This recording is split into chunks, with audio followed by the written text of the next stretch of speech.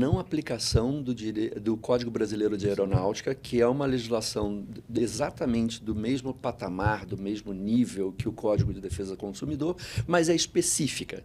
Então, a legislação específica, sendo de mesma hierarquia, deveria prevalecer sobre aquela legislação no caso do Código de Defesa do Consumidor, ordinária.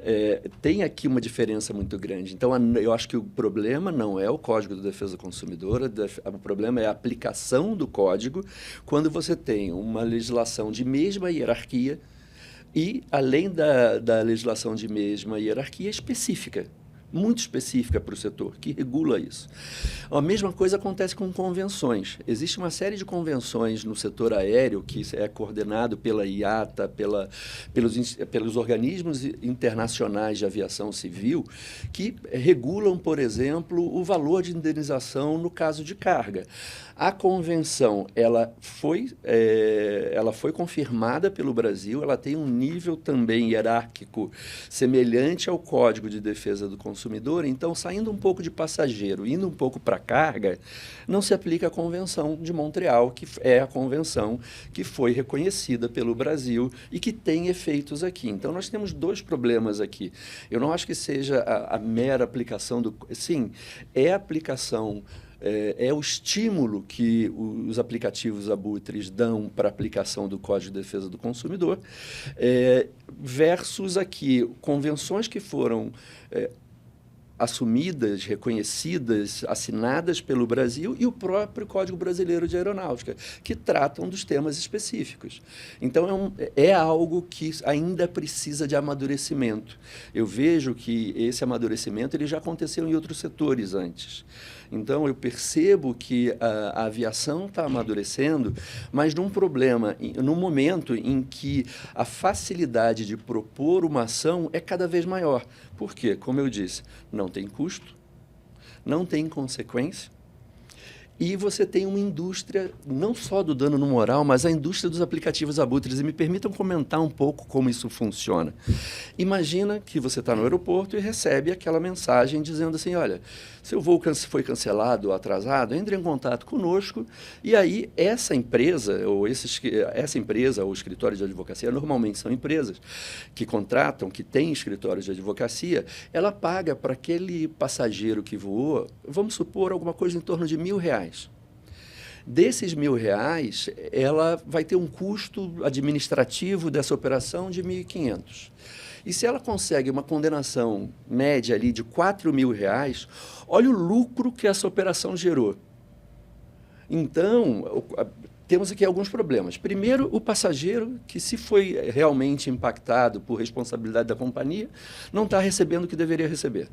Segundo, os advogados que atuam nesses aplicativos abutres são grandes bancas. Você tem investidores de Singapura, você tem investidores de fundos que nós conhecemos e que têm escritórios gigantescos por trás. Então, no final das contas, eu digo que isso impacta a advocacia, não porque eu não queira processo, eu acho que tem que existir naquelas hipóteses em que eu der causa.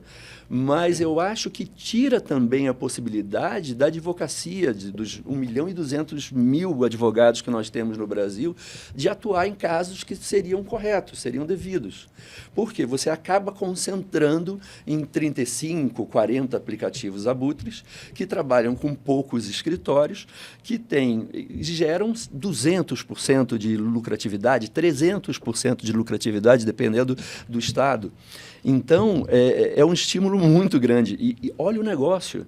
Imagina a empresa paga R$ 1.000 para você, passageiro, Castilho, gasta mais R$ 500 e vai ter um lucro de R$ 4.500. Ele teve R$ 3.000 de lucro limpo, tirando todas as despesas. E aí, nem o Renato, que poderia ser o advogado daquele passageiro, nem você, passageiro, viram uma parcela daquilo.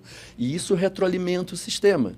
Então, precisa e é necessário que os limites do Código Brasileiro de Aeronáutica sejam aplicados, porque 80% de dano moral não é porque a empresa está errando.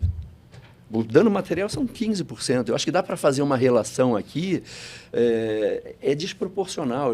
Os valores, as 3 empresas aéreas no Brasil vão gastar alguma coisa perto de aproximadamente 1.100.000, 1.200.000 reais esse ano. Isso vai para o custo da passagem. Não vamos ter dúvida, porque é muito dinheiro, 260 mil processos que vão custar para as companhias aéreas alguma coisa em torno de 1.100.000.000, 1.200.000.000, vai deixar a passagem mais cara. Que, antes que vocês me perguntem, né, uma coisa que sempre perguntam, e a passagem vai baixar o preço? Nesse cenário, não. E não é só pela judicialização. Você tem a questão da judicialização, você tem a questão do dólar. O dólar impacta o barril de petróleo, ele tem um impacto sobre o que tem uma relação direta com o querosene de aviação. Então, qualquer invasão, guerra, conflito político em qualquer lugar do mundo traz impacto. Vocês vão lembrar de quando um vulcão na Finlândia cortou todo o acesso para o hemisfério norte, ou seja, nós não podíamos voar para a Europa nem para os Estados Unidos porque um vulcão na Finlândia estava lançando cinzas. É um setor apaixonante, é um setor super intenso e é um setor extremamente complexo. E é por isso que eu fiz talvez uma infeliz analogia ali, uma explicação do que é o setor aéreo, mas imagina tudo isso contribuindo para custo, não tem jeito. Isso vai para a passagem. Por que a passagem também não vai baixar? Porque hoje você tem uma demanda global de aviões, de profissionais, que não tem como suprir. A empresa tem possibilidade de investir, vive um momento super positivo em termos de resultados. Os resultados foram divulgados semana passada, mas eu não tenho como fazer investimento em mais aeronaves, em contratar mais pilotos, contratar mais comissários, porque existe no mercado internacional a indisponibilidade de aviões e de motores. Versa Podcast.